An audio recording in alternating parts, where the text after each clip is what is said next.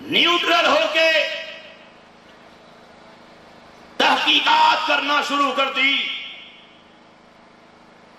یقین جانیے گا جب قادیانیوں کے پاکستان کے سب سے بڑے مرکز، سب سے بڑے دہشت گردی کے اڈے، سب سے بڑے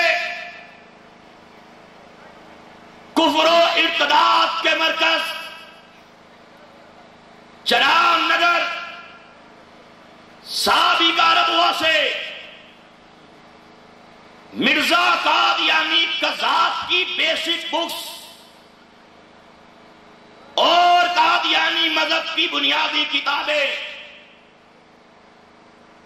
انہیں گھر میں لا کے پڑھنا شروع کیا. یہاں آپ دوستوں کی معلومات کے لیے ایک عرض کرنا چاہتا ہوں اور قادیانیوں کو بھی دعوت فکر دینا چاہتا ہوں کہ 1,24,000 کم و بیش انبیاء علیہ السلام جتنے بھی دنیا میں تشریف لائے، کبھی کسی نبی نے کتاب نہیں لکھی. انبیاء رائٹرز نہیں ہوتے، انبیاء مصنفین نہیں ہوتے. قادیانی کہتے ہیں کہ ہمارے مرزا صاحب نے اپنی پوری لائف کے اندر 84 کتب تحریر کی ہے، 84 کتابیں لکھی ہیں. ان کتابوں کے اندر اپنے نبی ہونے کے، رسول ہونے کے، امام مہدی ہونے کے، مسیح موعود ہونے کے، ذلی بروزی نبی ہونے کے دلائل پیش کیے ہیں. لیکن میں پوری دنیا کے سارے قادیانیوں سے یہ سوال کرنا چاہتا ہوں کہ انبیاء تو رائٹر نہیں ہوتے، مصنفین نہیں ہوتے، تو پتہ لگ گیا کہ مرزا قادیانی قذات کا کتابیں لکھنا ہی اس کے بہت بڑے جھوٹے ہونے کی دلیل ہے. کسی نبی نے کتاب نہیں لکھی. انبیاء پہ تو کتابیں نازل کی جاتی ہیں، وہ اللہ کا کلام ہوتا ہے جو انبیاء پہ نازل کیا جاتا ہے. خود سے تو رائٹر نہیں ہوتے. باہر کیا میں نے جب وہ ساری کتابیں منگوا لی، ان کی ڈیپلی اسٹڈی شروع کر دی، ایک طرف قرآن و سنت کو پڑھا، ایک طرف تاجدار ختم نبوت کی مبارک سیرت کو پڑھا، دوسری طرف قادیانیوں کی کتابوں کو پڑھا، جن کتابوں کے اندر مرزا قادیانی قذاب نے نعوذ باللہ پروردگار کی شان میں گستاخیاں کی تھی، جن کتابوں کے اندر مرزا قادیانی قذاب نے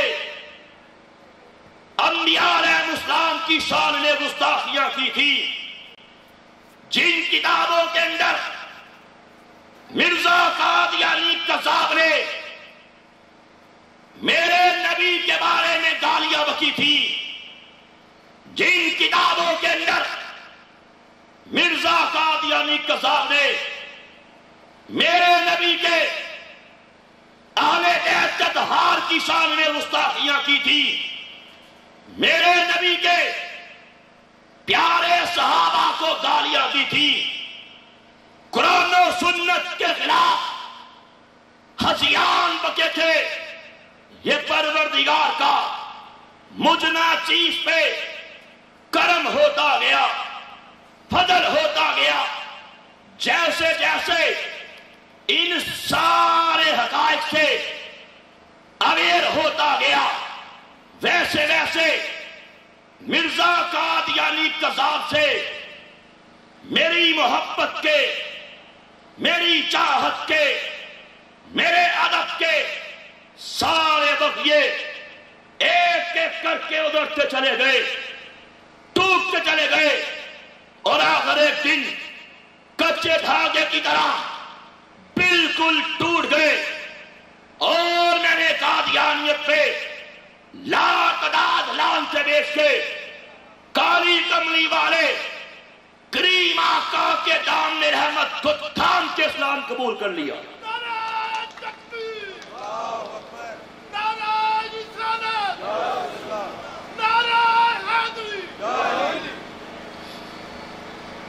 الحمدللہ میں سمجھتا ہوں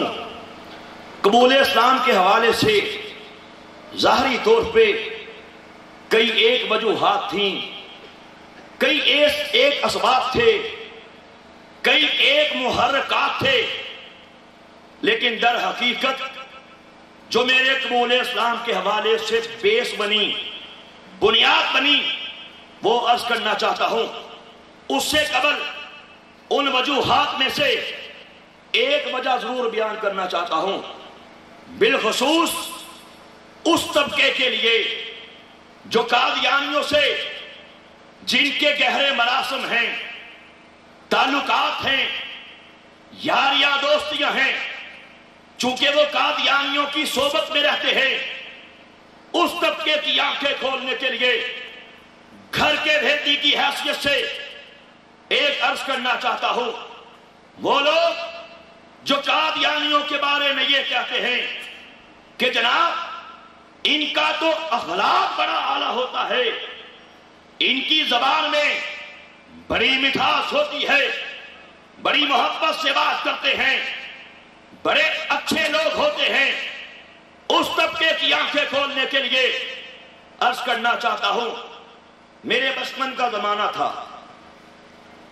گرمیوں کا مہینہ تھا، ایک بار ہمارے گھر کے اندر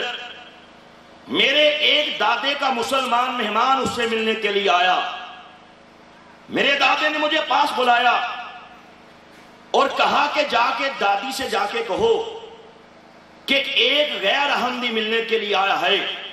یہ ہم مسلمانوں کو غیر احمدی، خود کو احمدی کہتے ہیں، کہا کہ جا کے کہو غیر احمدی آیا ہے، مسلمان مہمان آیا ہے، دادی سے کہو کہ شربت بنائے، اور مجھے قریب کر کے میرے کان میں کہا کہ دادی سے کہنا کہ شربت کے اندر وہ چیز بھی شامل کرے۔ جب میں دادی کے پاس پہنچا، جا کے دادے کا پیغام بتلایا،